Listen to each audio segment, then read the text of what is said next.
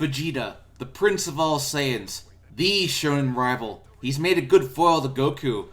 But there's one thing that's been debated over time, and that's what will become of him after he dies. The way the afterlife works in Dragon Ball is that a person finds themselves before King Emna, who judges a person whether or not they go to heaven or hell. In certain cases, however, like Goku's, he was allowed to keep his body after death and continue to train.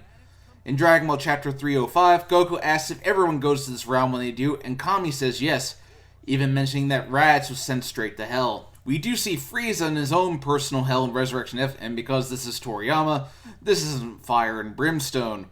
But what if Vegeta, everyone knows that he has not always been a good guy, began as a villain and slowly became an anti-hero, but it wasn't always like that.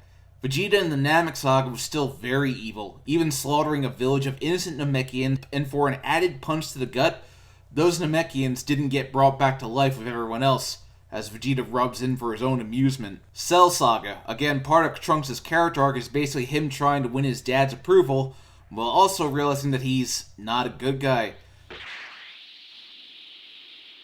Why didn't you try and save your wife and child just now? Foolishness. I have no interest in things like that.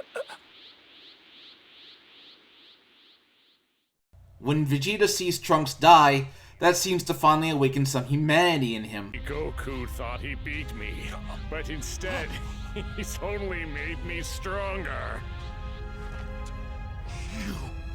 You're going to pay for what you did to Trunks!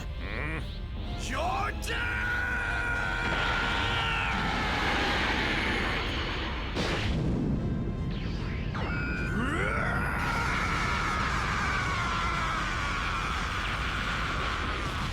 So Trunks actually feels a degree of pride in his father, but during the Buu Saga, Vegeta believes that he's gone too soft and allows Bobby to awaken his inner evil, even though he admits himself.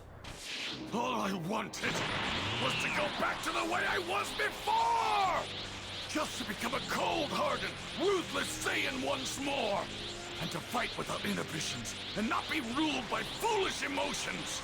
I grew to hate myself before I realized that I'd become soft, like all of you. I, of all people, came to have a family, and it actually felt good. I'd also grown comfortable living here on Earth and all that it included.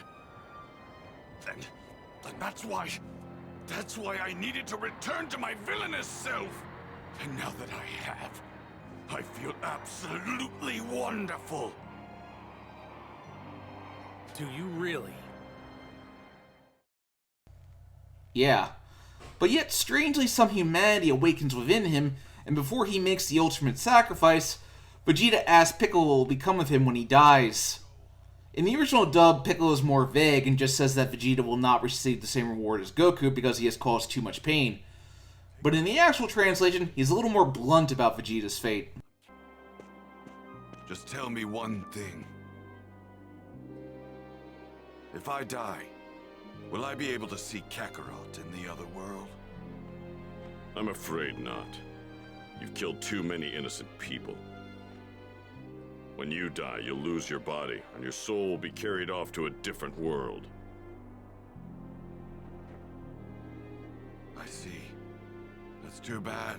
Harsh, but for all those who think Vegeta gets off too easily, here's his punishment. Of course, due to the current situation, the rules bend a little bit since Vegeta could be useful, and they even tell him that this sort of thing would not usually happen to someone like him.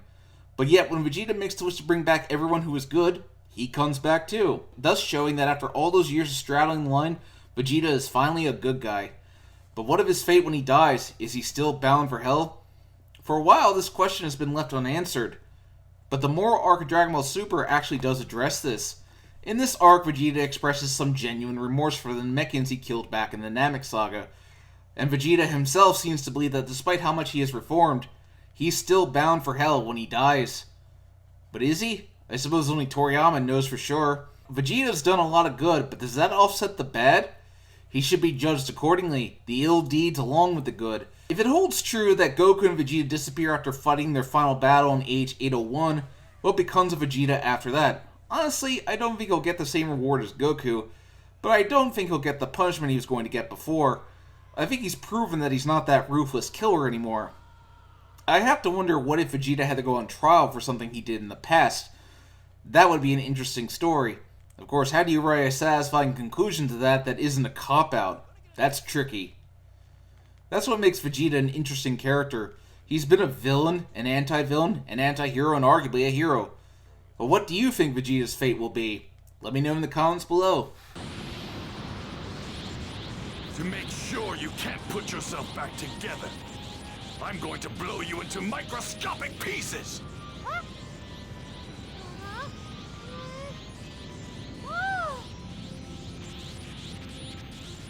Farewell.